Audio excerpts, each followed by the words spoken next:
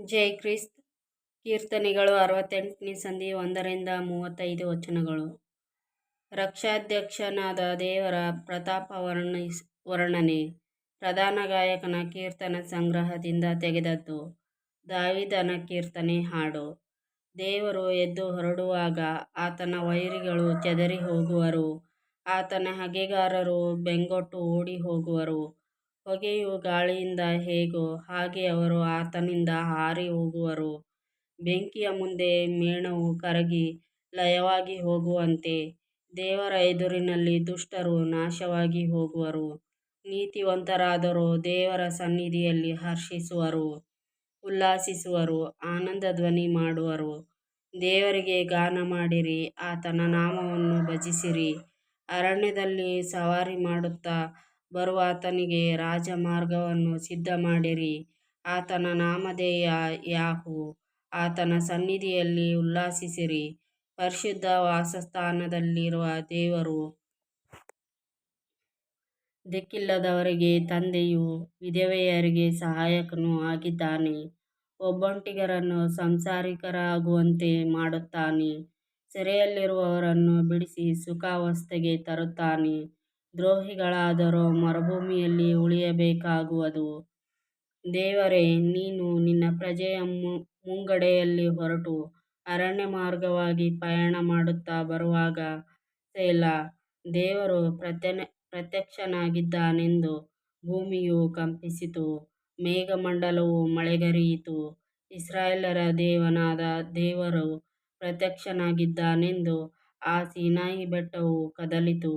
ದೇವರೇ, ನೀನು ಹೇರಳ ಮಳೆ ಸುರಿಸಿ ಬಾಯ್ದೆರೆದಿದ್ದ ನಿನ್ನ ಸ್ವಾಸ್ತ್ಯವನ್ನು ಶಾಂತಿಪಡಿಸಿದಿ. ನಿನ್ನ ಪ್ರಜಾಮಂಡಲಿಯು ಅದರಲ್ಲಿ ವಾಸಿಸಿಕೊಂಡಿತು. ದೇವರೇ, ನೀನು ದಯಾಪರನಾಗಿ ದರಿದ್ರರಿಗೆ ಬೇಕಾದದ್ದೆಲ್ಲವನ್ನೂ ಸವರಿಸಿಕೊಟ್ಟಿ. ಕರ್ತನು ನುಡಿದನು, ಶುಭವಾರ್ತೆಯನ್ನು ಪ್ರಸಿದ್ಧಪಡಿಸುವ ಸ್ತ್ರೀ ಸಮೂಹವು ಎಷ್ಟೋ ದೊಡ್ಡದು. ಓಡಿಹೋಗುತ್ತಾರೆ, ಸೈನ್ಯದೊಡನೆ ಅರಸುಗಳು ಓಡಿಹೋಗುತ್ತಾರೆ. ಮನೆಯಲ್ಲಿದ್ದ ಸ್ತ್ರೀಯರು ಕೊಳ್ಳೆಯನ್ನು ಹಂಚುತ್ತಾರೆ. ನೀವು ಕುರಿಹಟ್ಟಿಗಳಲ್ಲಿ ಮಲಗಿಕೊಂಡಿರುವುದೇನು? ಪಾರಿವಾಳದ ರೆಕ್ಕೆಗಳು ಬೆಳ್ಳಿಯಿಂದಲೂ ಅದರ ಗರಿಗಳು ಬಂಗಾರದಿಂದಲೂ ಥಳಥಳಿಸುತ್ತವೆ. ಸರ್ವಶಕ್ತನು ಅಲ್ಲಿ ರಾಜರನ್ನು ಚದರಿಸಿದಾಗ ಸಲ್ಮೋನನಿನ ಮೇಲೆ ಹಿಮವು ಬಿದ್ದಿತು. ಬಾಷಾನಿನ ಪರ್ವತವು ಮಹೋನ್ನತವಾಗಿದೆ, ಆ ಬಾಷಾನ್ ಗಿರಿಯು ಶಿಖರಗಳುಳ್ಳದ್ದೇ. ಎಲೈ ಶಿಖರೋನ್ನತ ಪರ್ವತಗಳೇ,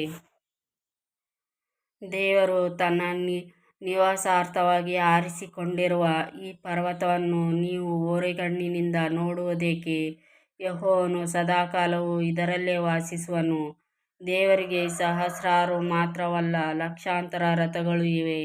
ಕರ್ತನಾದ ಯೆಹೋವನು ಅವುಗಳ ಸಮೇತವಾಗಿ ಸೀನಾಯಿ ಬೆಟ್ಟದಲ್ಲಿದ್ದ ಹಾಗೆ ಪವಿತ್ರಾಲಯದಲ್ಲಿದ್ದಾನೆ. ನೀನು ಜಯಿಸಿದ ಬಹುಜನರನ್ನು ಸೆರೆಹಿಡಿದುಕೊಂಡು ಹೋಗಿ, ನಿನಗೆ ದ್ರೋಹಿಗಳಾದ ಮನುಷ್ಯರಿಂದಲೇ ಕಪ್ಪಗಳನ್ನು ಸಂಗ್ರಹಿಸಿ ಉನ್ನತ ಸ್ಥಾನಕ್ಕೆ ಏರಿದ್ದೀ. ದೇವನಾದ ಯಾಹೂವೇ, ಅಲ್ಲೇ ವಾಸಿಸುವಿ. ಅನುದಿನವೂ ನಮ್ಮ ಭಾರವನ್ನು ಹೊರುವ ಕರ್ತನಿಗೆ ಸ್ತೋತ್ರವಾಗಲಿ. ನಮ್ಮನ್ನು ರಕ್ಷಿಸುವ ದೇವರು ಆತನೇ. ಸೆಲಾ. ನಮ್ಮ ದೇವರು ನಮ್ಮನ್ನು ವಿಮೋಚಿಸುವುದಕ್ಕೋಸ್ಕರ ದೇವರಾಗಿದ್ದಾನೆ. ಕರ್ತನಾದ ಯೆಹೋವನು ಮರಣಕ್ಕೆ ತಪ್ಪಿಸ ಶಕ್ತನಾಗಿದ್ದಾನೆ.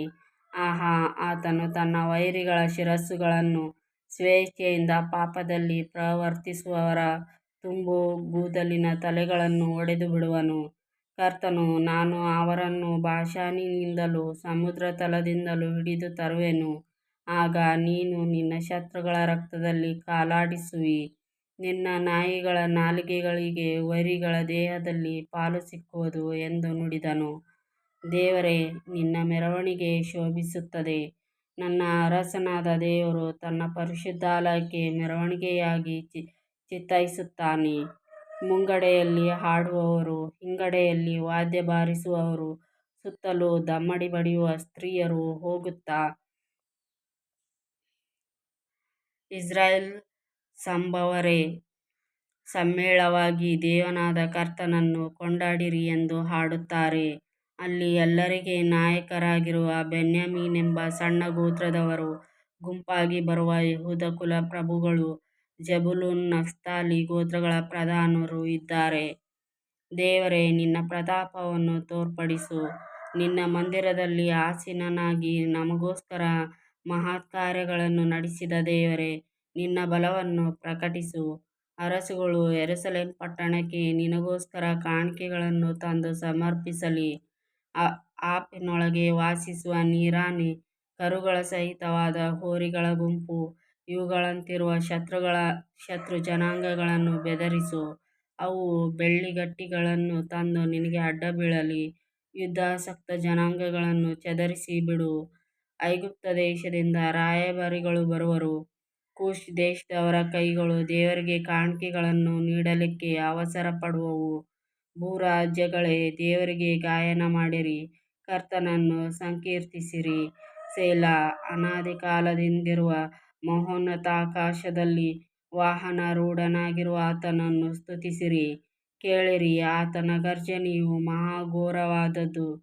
ದೇವರ ಪ್ರತಾಪವನ್ನು ಕೊಂಡಾಡಿರಿ. ಆತನ ಗಾಂಭೀರ್ಯವು ಇಸ್ರಾಯೇಲ್ಯರ ಆಶ್ರಯವಾಗಿದೆ. ಆತನ ಶಕ್ತಿಯು ಮೇಘಮಾರ್ಗದಲ್ಲೆಲ್ಲ ವ್ಯಾಪಿಸಿದೆ. ದೇವರೇ, ಪರಿಶುದ್ಧಾಲಯದಲ್ಲಿರುವ ನೀನು ಮಹಾಭಯಂಕರನು. ಇಸ್ರಾಯೇಲ್ಯರ ದೇವರು ತನ್ನ ಪ್ರಜೆಗೆ ಬಲಪರಾಕ್ರಮಗಳನ್ನು ದಯಪಾಲಿಸುವನು. ದೇವರಿಗೆ ಸ್ತೋತ್ರ. ಆಮೆನ್.